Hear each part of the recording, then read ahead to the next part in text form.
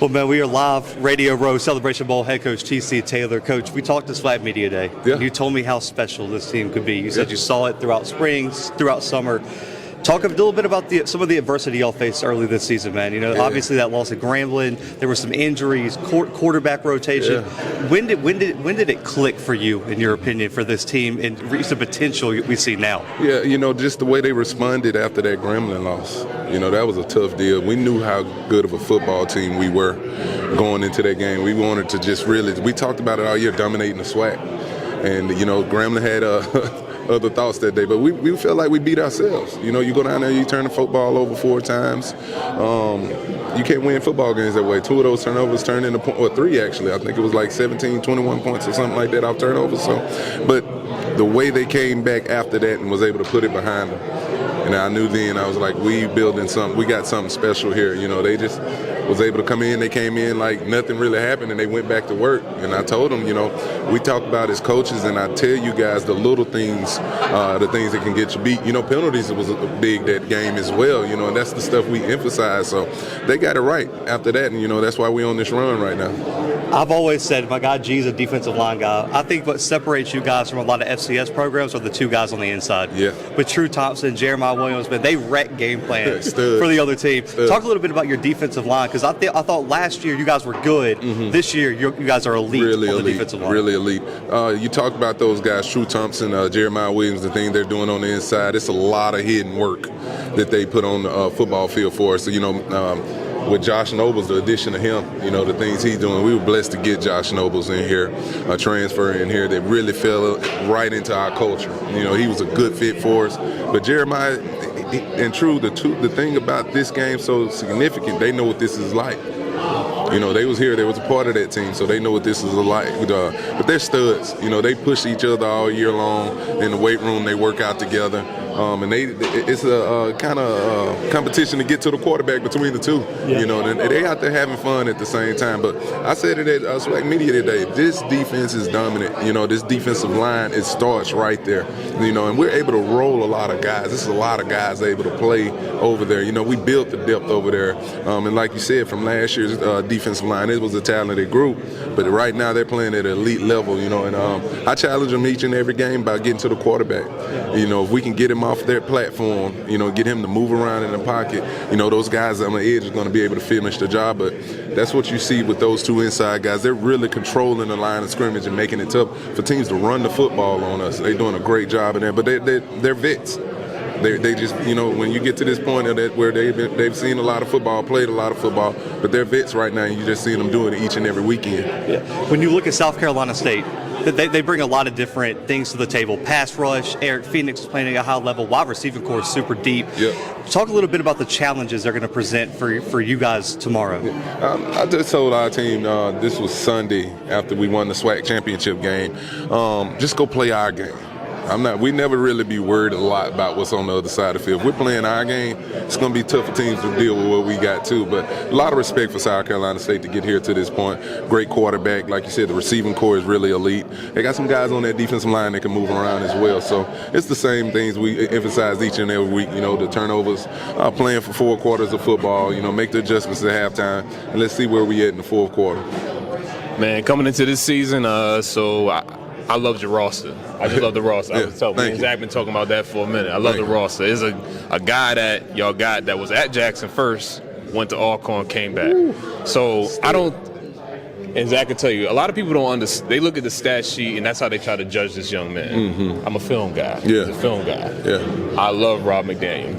Love him. And I think he does too. So what I want you to do, I want you to tell the world about Rob McDaniel. Like, really tell them, because I think if you just go based off what you just see on Twitter, you're not going to really get the full scope. Yeah. But I watched the film. I've talked to the young man. He seemed like a great young man. But on the field, I want you to let people know what they're going to get on the next level from Rob McDaniel.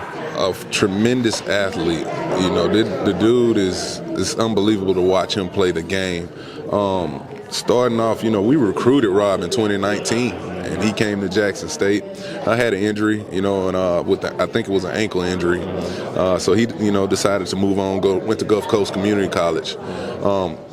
And what's crazy, he wanted to come back after that, but the position I was in, we couldn't get him back in here, and I'm gonna leave it at that. And he goes down to Alcorn, and I knew what he was gonna do. I know what kind of player he was. Great family, great person.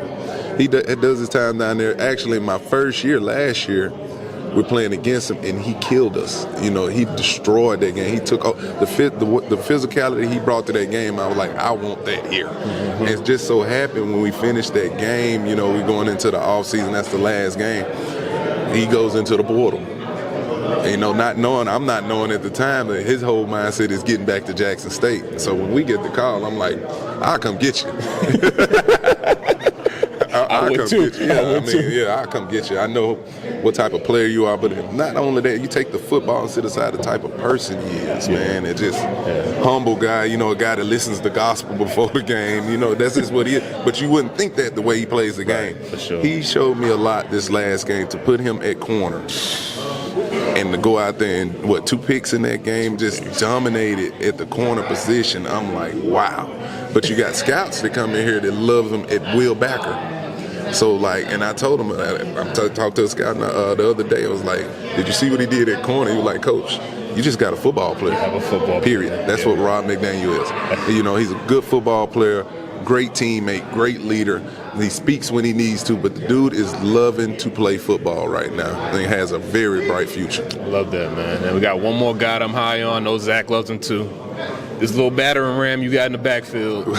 Boy, just don't stop. Which one, Amari? You talking about Amari Matthews? Which one? Irv. Oh, God. Irv, the guy that he doesn't like to get hit, so he hits you first. Yeah. When you say battering ram, that's what we label Amari Matthews. Irv is just different. So I want you to do the same thing. I think he's another kid that, seems he's not getting the love that he deserves. I know he's getting a little love, but I want to advocate for him next level. What are they going to get on the next level from Irv Mulligan? If we say all those things about Rob, you got to say the same things about Irv Mulligan. Yeah. And that's what this football team is about, just good teammates, a brotherhood. But Irv is when people say they want a dog, and you look in the dictionary, you got that little parentheses and say, see Irv Mulligan. I can see.